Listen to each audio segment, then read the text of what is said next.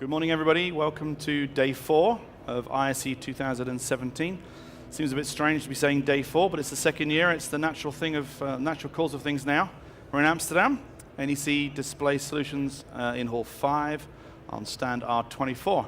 And we have a real industry guru with us this morning, Bob Raikes from Display Daily.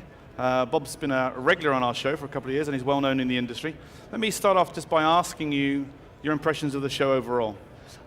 It's a great show. I love this show because of the quality of the people I get to meet and the things I see. The show's well organised, the ride's great. I've covered all of the ISEs since Brussels. I'd missed our publication covered all of them since the beginning, but personally I've been at all of them since Brussels. And it's always one I look forward to. Having said that, this year from a technology point of view, there's not quite so much exciting as usual. There's not quite as much news or breakthroughs or anything else. So it's great to meet friends, see what's happening in the industry, learn some trends. Okay. There are some trends. I've got a few things I've seen, but it's not quite up there with, oh wow. You know, right. Tell us, okay, so let's go straight onto the trend thing. I mean, LED is big again. Is anything new in LED other than chip on board? In fact, is anybody showing chip on board? Yeah, Silicon Core in 10 have got chip on board. They've got a nice demonstration there, but also if you talk to them nicely, they'll bring out little bits of samples they'll show you, which they were showing last year, but putting away when I got my camera out. This year they're allowing me to use my camera. But that gets them down potentially. They tell me to 0.2 millimeter. 0.2 millimeter is LCD resolutions and better. So is that? I mean, two questions there. One is that production-ready chip on board from Silicon Core, and have you been to see the S Quadrat LED? They've got Is it S Quadrat? No, it's Langarge. I've got a Whisper Suite. Have you been to the Langarge Whisper Suite? The HDR demonstration, yeah. I went with Marcus yesterday and had a good look at that. You know, HDR is a big topic. I mean, at CES and the consumer shows and IBC, HDR. Not here because the projectors really struggle with HDR. There was an interesting demo from Sim2 of HDR projection using 2 projectors, where they use one for the bright bits and one for the dark bits effectively, which is an interesting sort of RAID concept applied to projection. That's here at the show? It was in a suite. It was in a meeting room. And they had Joe Kane over talking about how they were doing it. But projection fundamentally has the problem because Barcode did some great research on this, that the reflection of light back off the audience and emergency signs and things limit the black level. So it doesn't matter how good a projector you make, the light shines onto the screen, back onto the people, and back onto the screen. So HDR is really going to challenge cinema. For the first time ever, I think people will have direct view displays that are better than anything they can see at the cinema. Interesting. It's going to be an interesting development. The Langarge, talk about the LED again. They use planar. How do they get it anywhere near HDR in their Whisper Suite? The key thing always with LED is not how bright you can make it, it's how dark you can make it. Because you're using pulse width modulation and control to get dark levels, it's really hard to get fine dark. It's relatively easy to get very bright. That's why when you go down and see all the dozens and dozens of companies from Shenzhen, they've all got really bright screens, because that's not difficult. But if you want to get into an environment where you've got really detailed low grayscale, that's really tricky. You need very, very precise control, and that's really what Lang did, was get that lower grayscale. The second thing that they've done, which is different, if you go to the US, nobody talks about one of the HDR standards, which is HLG, Hybrid Log Gamma, which was developed by BBC and NHK. In America, they talk about what Dolby's done, PQ, Dolby Vision, HDR10, which are all based around the same curve. But in Europe, there's been a lot of interest for a while in HLG, as I say, developed by the broadcasters, because to get the best out of PQ HDR, you need metadata. You need something to tell the display how it was created so that it can work out how to show it. And it was really optimized for cinema. In cinema, you've got very controlled ambient lighting, lots of very dark levels. Now, it turns out HLG is really very similar to traditional TV if you're in traditional brightness ranges, which means you don't have to get so much detail in the dark area. So one of the reasons Lang was able to do the demonstration they have is they're using HLG, not the PQ. Right. But we're getting pretty geeky there. Is there what's the future for LED then? I mean, you talked about the dozens of people.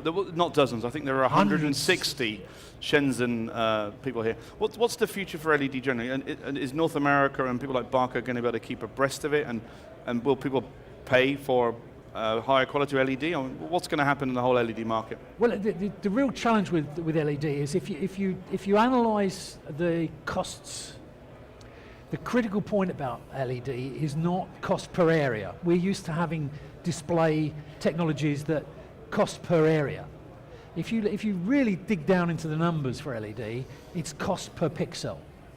And in fact, I haven't done the analysis for 9 months or so, but last time I did it, the cheapest pixel, cheapest LED was 3.5 millimeter.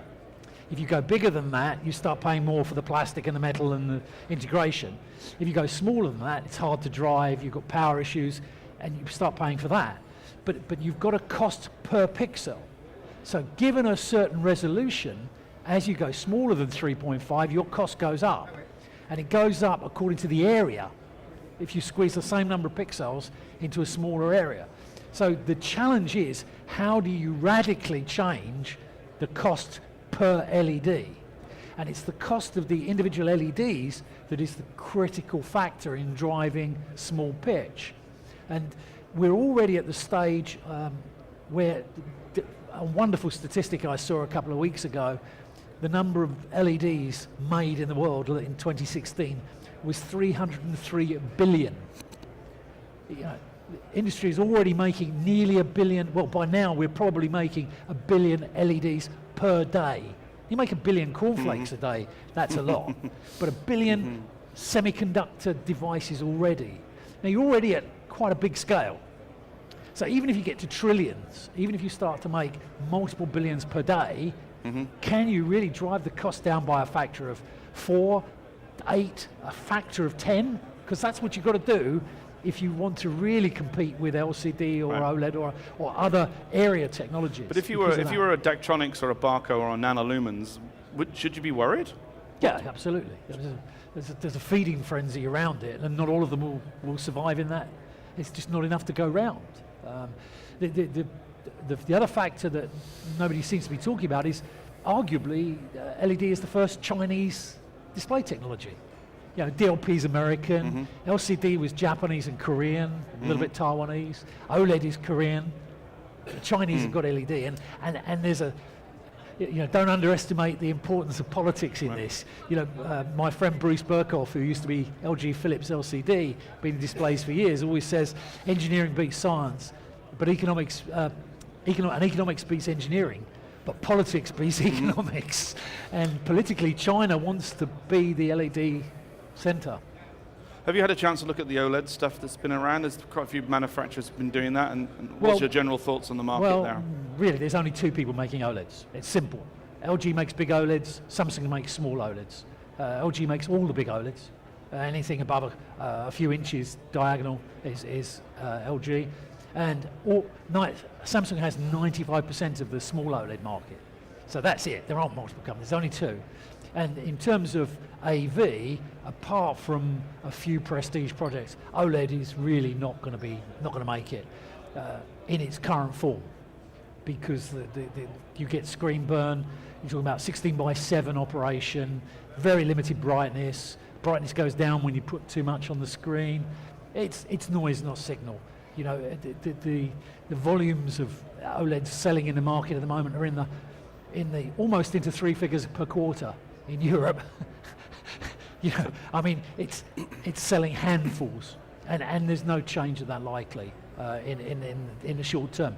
Samsung has a plan to change the organic material in an OLED to quantum dots, which is why they've adopted this name QLED. They've got the name at the show here. They used it at CES. It's a shame because that term meant something before, but they're really trying to position for maybe 3 to 5 years from now, when instead of having an organic layer or organic layers, you change those to quantum dots. But that's 3 to 5 years. So OLED remains a niche in this application, not in TV. In TV it makes sense. You're not watching 24/7, you're not doing really high brightness, you're not using fixed graphics. So TV is fine. Okay, very interesting. My last question, I actually wondered what QLED meant. I've seen it around, I didn't know. Well, now at I the know. moment, all Samsung is doing is using a quantum dot in the backlight. Their QLED is just an LCD with a better backlight. In fact, it's just a film in the backlight to convert the light to better color. Right. But in the long term, at the moment, quantum dots are an optical conversion. You put in photons and you get out photons of different color. So you put in blue light from the back of the backlight and you get out red and green from the quantum dots. So it's a photo conversion. What everybody's desperately chasing is electrical conversion, where you stimulate them. So at the moment you start with electricity, you use an LED to convert that to light, and then you use quantum dots to convert light from one color to another. It's a two-stage process. And what you want to do is get that into one stage. But that's really difficult. It's years away. Samsung bought a company, QD Vision, which got into a lot of trouble last year with quantum dot technology. Samsung's just bought all their IP, and they were one of the leaders in that R&D. But it's R&D. Right. It's nowhere near production. So my last question, staying on the LED topic, just very quickly, what's the one thing that you think, if you're interested in LED, if you're an out-of-home provider or a retailer or corporate, what's the one thing they should go and quickly look at on the last day of ISE? The Cladis and the silicon core. Sony's cameras, the big Sony, which was shown at Infocom and IBC, but if you haven't seen it, you have to see it, because it's a stunningly good-looking display, and it indicates where, if we'd had another 10 minutes, where LED might be going with micro LED. There are R&D projects again. There's a lot happening below the surface to radically change the cost of an LED. Sony is already showing the potential of that, but not at the cost yet. But the visual quality, go and see that, and go and see Silicon Core. That's my two. Bob Raikes.